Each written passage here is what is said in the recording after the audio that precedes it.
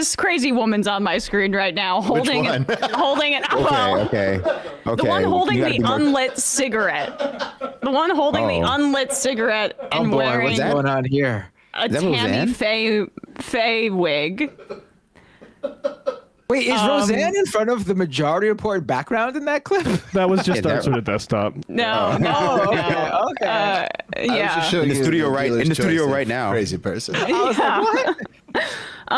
I haven't seen this clip, so you write this down, Brian, on our sound sheet. I kind of wrote it as a joke. Roseanne Barr finally addresses Nick Fuentes. What we've all been waiting for.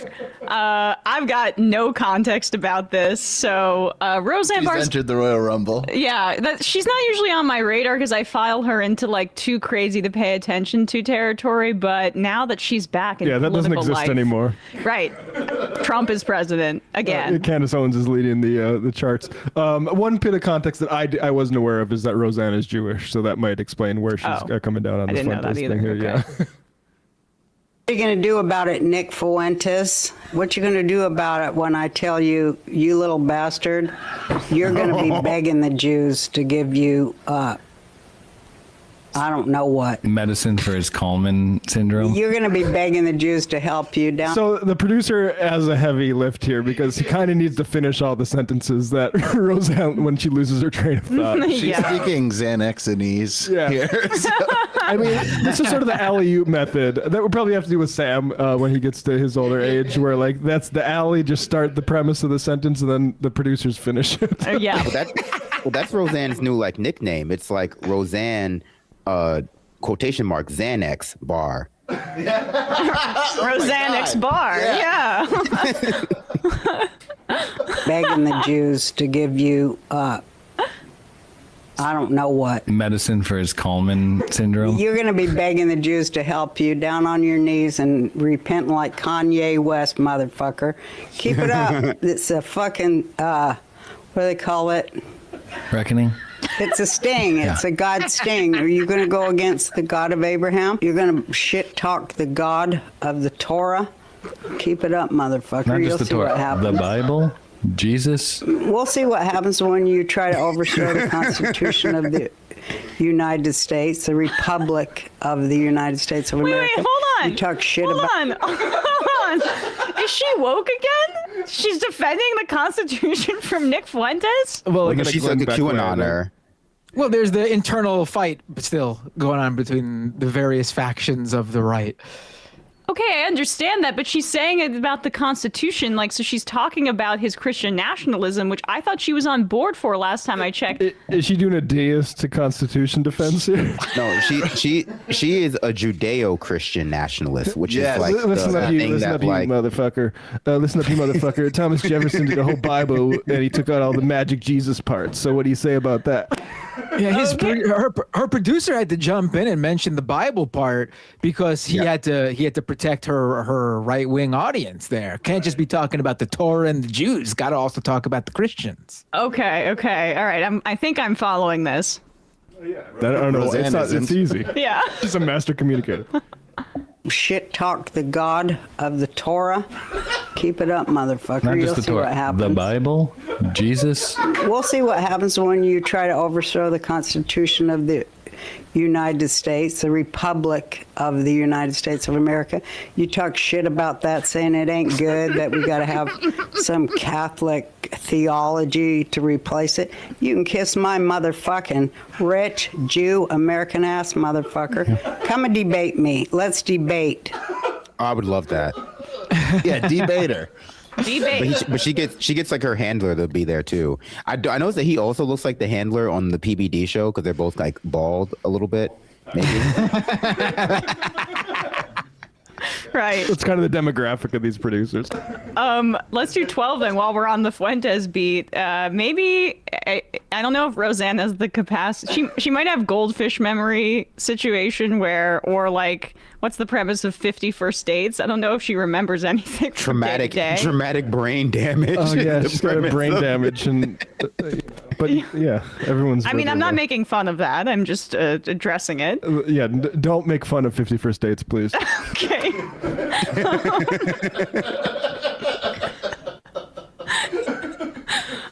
But if she wants some tips on how to take down her enemy, Nick Fuentes, who's trying to overturn the Constitution, she can maybe use some of the tactics that Piers Morgan deployed in humiliating this dude.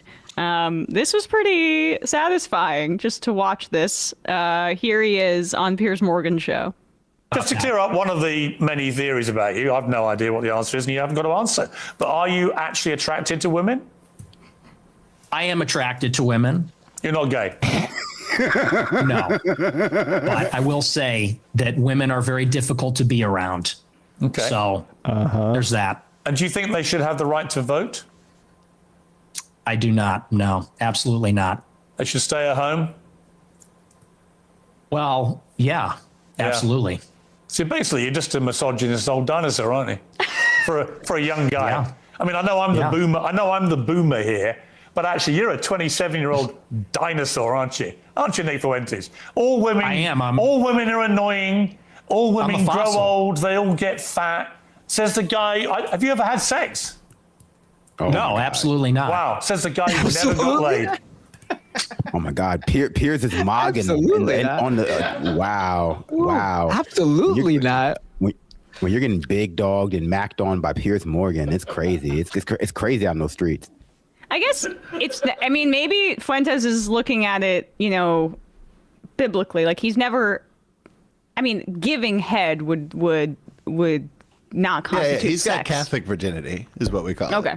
I'm just in theory. Not that I would ever watch anything. Not that there's been any kind of evidence of that. It's just speaking hypothetically. Giving head to somebody else would not constitute sex, right?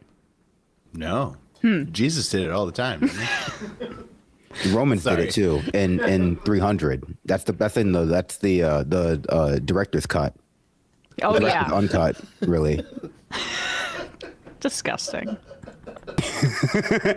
Well, I mean, I have no doubt that Nick Fuentes hates women. I don't know if it's rooted in his sexuality, but that's like the brand that he's got. Piers Morgan, like he likes to quibble back and forth on like what his political stance is of the day, which largely it's, whatever earns him the most clout online. But like, yeah, I think Nick Fuentes has found a way to marry the divorced dad and incel teenager base that forms the most ardent MAGA supporter. Like in the fact that like, those people all hate women for one reason or another. It has married in his new brand of like hyper online meme based neo-Nazism. So I mean, whether or not he personally likes them, sexually, I think is unrelated to that. But certainly, it's married into his politics. It's what we've been saying about the manosphere / Andrew Tate style thing. Guys who are getting laid aren't watching that shit.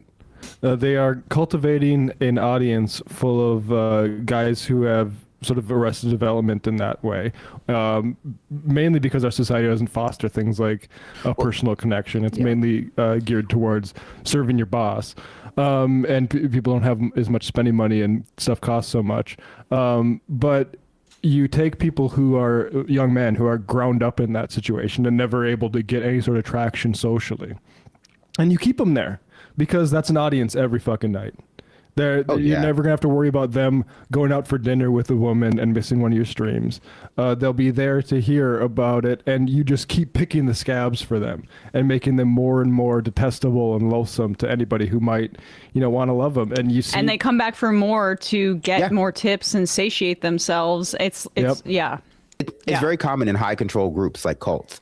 Like, you have to extricate people from positive social relationships. And it's not only just guys who can't get laid. A lot of it is just guys who are insecure too. Like, cause you'll hear those stories online of like the lady who's posting on maybe not Reddit, but any website of like their boyfriend just starting to listen to Andrew Tate or just starting to listen to this sort of thing. And rooted in that is insecurity. But a lot of that insecurity is fostered by the same things that they think they want, which is the patriarchy. That's telling them that like, oh no, because they don't make enough money, their girlfriend just can't possibly, or their wife just can't possibly like them, or they should be looking for a prettier girl to show to demonstrate their social value to other men. And it's like thoughts like that are rooted in insecurity and will result, especially if you start to express them and hold them strongly, result in you like not being attractive to most women. Obviously, when you're rich, you can get around that. Usually Elon Musk can't seem to, but usually you can get around it by just like paying to have like people, like be your romantic interest. but like in general, like if people who can't afford that are going to find themselves just isolated, and they're going to start confusing like the negative social components of being part of that incel group, the constant denigration, the constant self-esteem knocks of being told that you're not tall enough or your jaw's not sharp enough to to just enmesh themselves and deeper until they can't get out. It's like any other fringe group or cult or radical ideology. But a lot of people don't realize it because it's not fully promoted as political. Sometimes it's promoted like common sense dating tips from whatever alpha male podcast there is popular on the charts this week. And his increased prominence is deeply concerning, I think. I mean, unfortunately, Fuentes is actually kind of talented at what he does. And I would put the marker at when Elon Musk purchased Twitter and allowed a bunch of Nazis back on the platform. The fact that he's continued to grow in prominence since then is not a coincidence. He's back on there. But also, of course, he has capitalized on the Gaza genocide with a lot of virulent anti-Semitism that has been rising among young right-wing figures, and so or young right-wing voters. And I like that that little dressing down by Piers there, but I think some people really need to start reckoning with what the value of giving this guy a platform is, because at a certain level, he's just normalizing himself to the rest of the country as he's an actual Nazi. And he's adept at navigating these waters and saying certain things on certain platforms that make him sound more palatable than his views actually are. And he's a problem. I really think Fuentes is a big problem of radicalizing people in this country right now. Yeah, I mean, at the same time, Fuentes might just be he's very popular, and I agree. And I think that right now he's the flavor of the month. I keep using terms like that, of the day, of the week, of the month. But what he represents is very dangerous because who knows? He might just have a controversy like Milo Yiannopoulos did, where he gets completely out of the news next week. But the situation, the circumstances that have led to him to be popular, and also that have led to him to be not just mainstreamed by people like Piers Morgan, but continue to be folded into what people consider to be reasonable right-wing or political discourse by people like Tucker Carlson and Candace Owens and Steven Crowder, who don't want to make the same mistake that Tim Pool is making, or they feel Tim Pool is making, by alienating themselves from the segments of their base that are becoming more radically neo-Nazi, that are becoming more like Nick Fuentes. They want to they want to be friends with the people who are further down the radicalization pipeline they are, because it reduces the amount of schism. And so people are going to continue to find the value in promoting him the same way they found the value in promoting all of these right-wing figures, either because of a misplaced sense of voyeurism, or because they just think it's useful to have their audience be open to whatever this next person is selling. Yeah. Right. I would say Fuentes is a little bit more of a concern in terms of the fact that he's been the flavor of the month for many various months throughout many years now. He hasn't really gone away from when he first sort of hit everybody's radar, and he's only grown since then. He has an actual movement, if you want to call it that, but they view themselves as under an umbrella. They share a name, the Groypers. And they present themselves as that, so they're proud of being that. And I also don't think Fuentes has ulterior motives in the way that a Milo Yiannopoulos has. Milo Yiannopoulos is clearly someone who has an ego, wants to be a larger than life character himself. He does a lot of it just for his own social benefit. And Fuentes doesn't seem to have that. I mean, obviously, in some aspect, you have an ego if you want to be a talking head in some way. But he doesn't seem to prioritize that over what his beliefs are in the way that a Milo Yiannopoulos did, which ended up being Milo's downfall. Yep. I do think this Candace Owens split between him, and I don't know if we want to play this, but Candace Owens is apparently going back and forth with TP or Charlie Kirk show / TPUSA, because she's implying that they, she's implying. Yeah, that's the thing is like she says that she's not suggesting that they orchestrated the killing of Charlie Kirk. She is saying that they are covering it up and disgracing his legacy. Now, in the same breath, she'll also say that his chief of staff made a phone call directly after the shooting, and I don't know what that would imply except that he is in on it somehow. But that's Candace Owens, when you press her, says she's worried about the cover up and she's just asking questions about why they're doing that. She's like Alex Jones.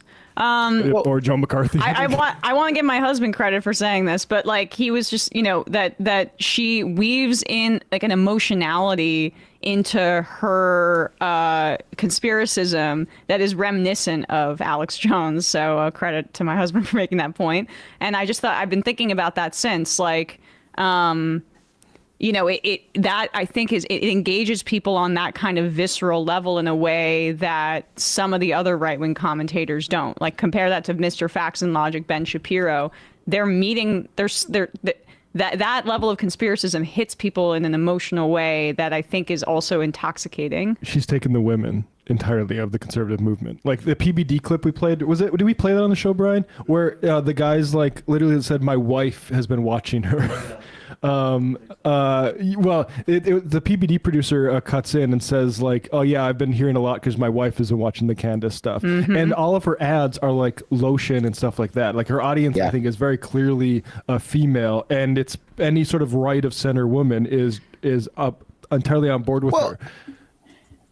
I think we can agree. A lot of the shows that she's like smoking right now are boring. Like, Nick Fuentes isn't boring, but like I've watched a lot of Tim Pool recently. Tim Pool is boring. Ben Shapiro is boring. Like it's a certain type of performance that they try to give that is like, meant to reference a sort of legitimacy, a legitimate type of media. Like they're trying to like be the bridge between like the independent media and like your Fox News, like more Republican aligned media. And it shows in their politics, which is also why they're not popular. But their shows are also deeply, deeply boring sometimes. Candace's show can get boring too, but her presentation is very good. And she dances around a conclusion the same way they all do. Like they'll criticize Candace for like leading people up, like leading the horse up to water and like relying on them to drink by themselves. But they do all of that all the time. They just don't like when that results in them, the horse in this case being their audience, drinking from a river that makes whatever they now have imbibed incompatible with like the pro-Republican stance. They don't like when they lead their audience to the conclusion that like, there's a secret group of people who control the world, because usually they're meaning it's like lefties or LGBTQ people, that victim complex they're always trying to get their audience to like, become more enmeshed in. And when someone like Nick Fuentes or Candace Owen comes in and they like name a particular enemy that they just aren't necessarily willing to name or aren't necessarily willing to like, go down that level of conspiracism, or in this case, anti-Semitic conspiracism, their audience just is more attracted to the people who will say it. Like Candace Owens is making the good decision to like make friends with the people who are willing to say what she won't say, so that they don't create a schism in her own audience. But they haven't been, and that's going to become more of a problem, especially if the right wing, the MAGA base splits further and becomes more crazy, because they're becoming, more crazy every day. Yeah. Yeah. Like the Tim Pool saying we're going to lose the midterms is such a stupid rhetorical approach. Like you're talking about somebody who got assassinated and you're like, okay, not now, we have to worry about the midterms. Like I think she's full of shit. Obviously she talks about it coming from her dreams. Say that. Don't say like, not now, Candace, the Republican, you're ruining the midterms for Republicans. Because it is, she, like we said, she's doing what they were doing. They just wanted to make his death a weapon against the left. Exactly. It doesn't help too that, and what she's also confronted them with, and this gives legitimacy to like the conspiracies that she's peddling now too, is that a lot of them, like the PBD boys, Tim Pool, Charlie Kirk, even although they're trying to revisit this, they're all in the bag for the Epstein conspiracy. They're all people who are telling you like, oh yeah, like there was no list, maybe Trump's on the right. And so when she can speak truth to that within like right-wing spaces too, it makes them look foolish. It makes like, it makes Adam, whatever his name is, on PBD look foolish for having defended like Trump not being on the list or whatever thing he was saying. It makes like, those people who are still trying to hold the torch for Trump on things that are just completely highly unreasonable, seem like they have no legitimacy on whatever other issue they're talking about. And so like she's weaponizing their silence over the obvious flaws of Donald Trump the same way he weaponized the silence within the general Republican Party political apparatus against them for their base, and also against the Democratic Party too when it came to the Iraq War, any number of things that both parties or Republican Party establishment has kind of like put in a black box. And so like it's very easy for her, not necessarily being beholden to that Republican Party apparatus, to reveal all of these like open secrets about how they're not doing well, like things are too expensive, like Trump is like on the Epstein files, things that we all like, know at least to some degree, but that like some more like trying to cozy up to the administration and sitting those like press pool Republican commentators just won't do. Like they just won't say those things. Hey folks, don't forget to hit the subscribe button and check out our daily show. We do it every day at 12 p.m. Eastern for about 2.5 hours. We even take phone calls. You should check that out.